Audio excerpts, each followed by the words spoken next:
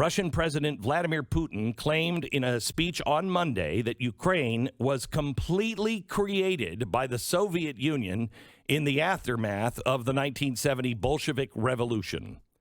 Ukraine, I'm quoting, an inherent part of our history, culture, spiritual space. There are comrades, relatives, not only colleagues, friends, but also our family, people we have blood and family ties with, Putin said.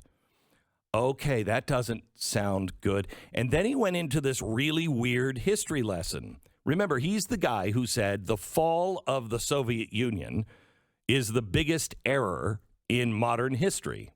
But which is a strange thing to say about that particular century. There's a lot of big events that happened there. Yeah, right.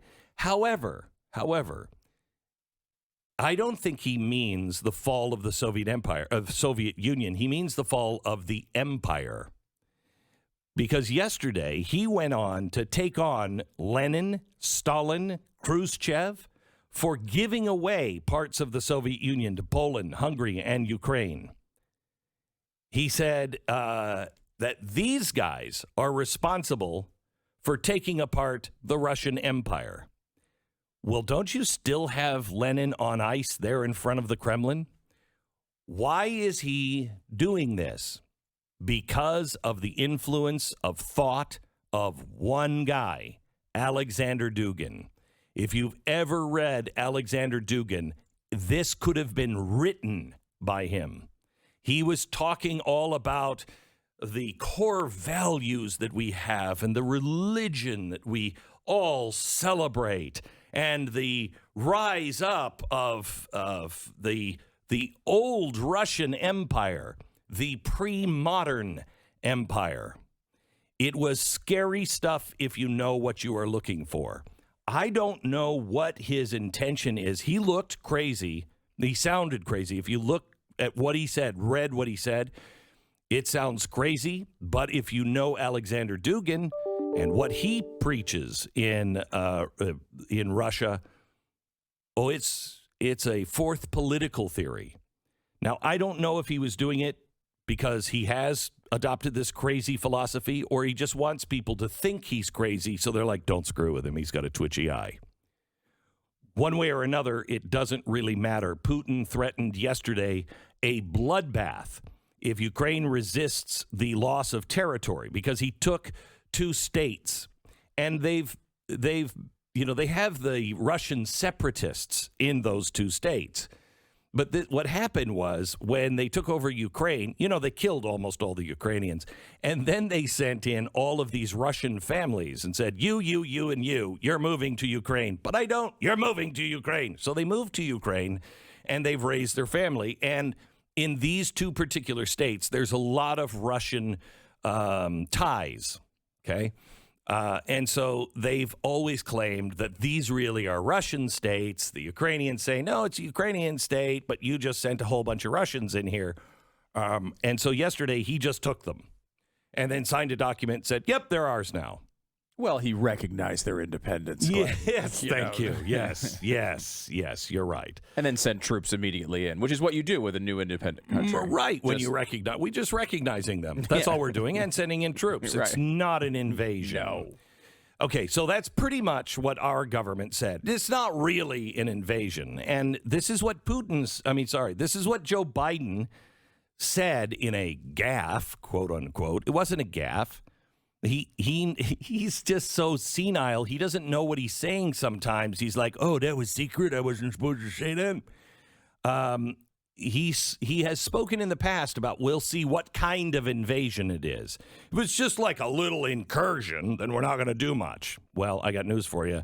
The rest of the world is doing a lot. We're not. But why?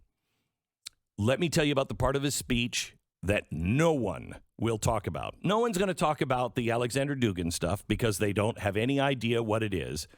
I'm telling you, if you don't know who Alexander Dugin is and you're interested in world affairs, especially what Russia is up to, you should read the fourth political theory.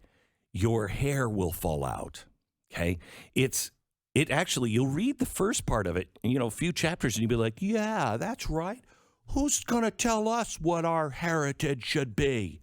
Who's going to tell us what religion we've got to practice and tell us that our girls have to be alone on the swim team and that guys can't have babies. Who's going to? There's a lot in there that you'll go, yeah. It's there for a reason. It's there to scoop up all of the disenfranchised people. You're going to agree with some of the stuff he says, and then you're going to, if you're smart, you won't get wrapped up in the rah-rah, and you'll see, okay, wait a minute. What's his plan? Armageddon? He's really for Armageddon. It will take Armageddon to reset the whole world. Yeah. I'm not for the Armageddon party. Maybe that's just me. Okay, so here's what he said, Putin. He talks about going in and the problems of Ukraine. And then he says this. At the time, radicals were becoming more and more brazen, and their claims were becoming bigger and bigger. So they had no problem to influence the weak power that was weakened by the virus of corruption. And they were replacing cultural, economic, social interest of the people, actual sovereignty of Ukraine by speculations on nationalist ground. Cultural, economic, and social interests were being changed. Who does that sound like? Who could possibly change those? Who was over in 2014 to 2016 that could have possibly influenced cultural, economic, and social norms? In case you don't know yet, he says, stable statehood hasn't been built in Ukraine, and the political electoral procedures, who could have changed those, served as just a screen to divide power and assets between oligarch clans. Wait a minute. Who was giving money to the oligarch clans? Corruption that's a problem in a lot of countries, including Russia. Ukraine has become a thing of its own. It's been corroding the entire system. As the branches of the state and radicals use the unhappiness of the people, fear and happiness, so they rode that we have, and they turned 2014 into a coup d'etat. They were backed by foreign states. From the data that we have, the support of the so-called protest camp, the Independence Square in Kyiv, came from the U.S. Embassy. It was $1 million per day. And additionally, large amounts of money were transferred to the private accounts of the leaders of opposition, and we're talking about tens of millions of dollars. Boom.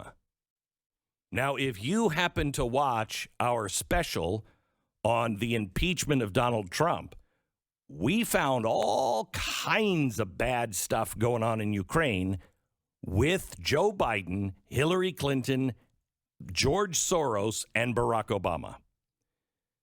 Millions just lost. Gone. What happened?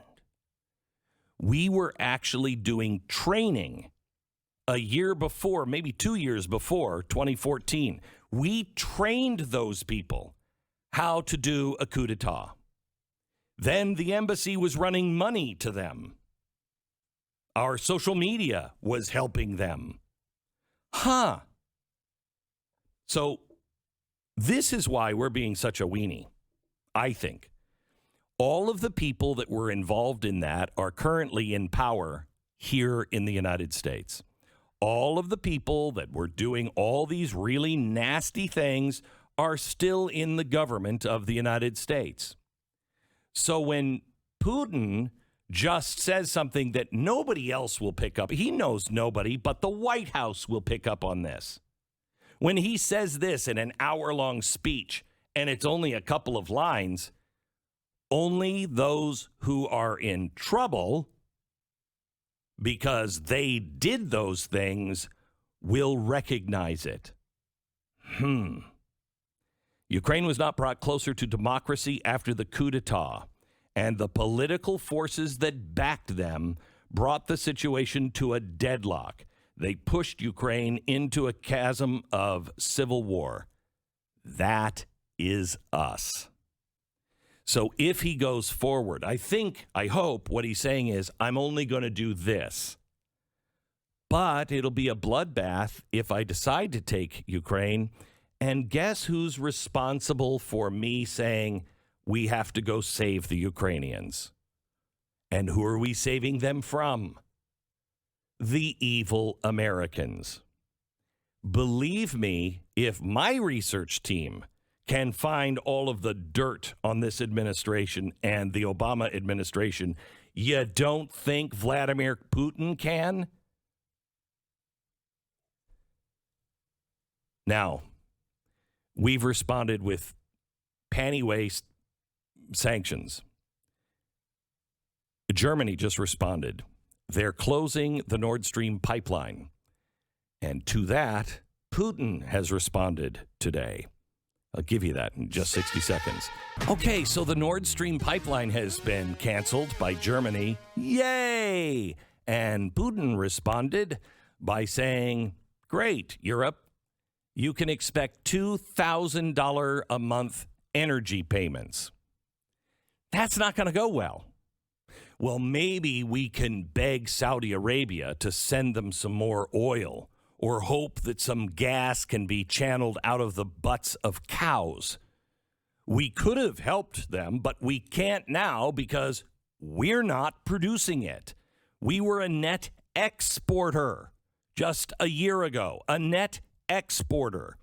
But now we have no teeth and we can't help. In fact, this is going to cost us. Here's SOT 2, please. Here's Kamala Harris.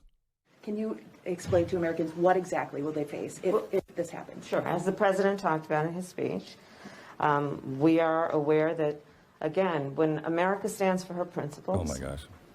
and all of the things that we hold dear, it requires sometimes for us to put ourselves out there in a way that maybe we will incur some cost. And in this situation, that may relate to energy costs, for example. But we are taking very specific and appropriate, I believe, steps to mitigate what that cost might be if it happens. Yeah. What are you doing exactly? Well, you have a Democratic congressman. They seem to have really honed in to what the problem is at your gas station, Cut 3. But the American people need to understand who is making the big profit on the gas. Yes. Right now, I would call for Congress, Senate, and House to conduct immediate hearings on the profitability of the oil industry. There is clearly price gouging going on here. They're going to whine and say, oh, it's not us, it's the Saudi Arabians or somebody else. But the profits of those industries have gone through the roof. But independent of the there's one profits other. of the companies, Congressman, it is your expectation, and this I should form this as a question, is it your expectation that that gas could go above $5 a gallon in California, considering what we've heard from the White House, that there could be a cost, there will likely be a cost? Yes, there's likely to be a cost. Exactly what that cost is going to be. Up. I can't take it. It is not a price gouging situation. This is a problem that the White House has created by ESG standards. They are not funding anything for fossil fuels. If $5 a gallon for gas in California, mark my words, you are going to pay $5 a gallon for gas all over the country. It may not happen tomorrow, and it may not happen just because of Russia, but guarantee you will pay $5 a gallon of gas until Joe Biden and the financial community takes its foot off the throat of fossil fuel manufacturers. And I was in California, a week and a half ago, and I saw $5 a gallon gas. It's already there. It's already there. So without this war, without all of these other things piling up on top of each other, so if you don't think $5 a gallon gas is coming, especially in California, I mean, it's already present.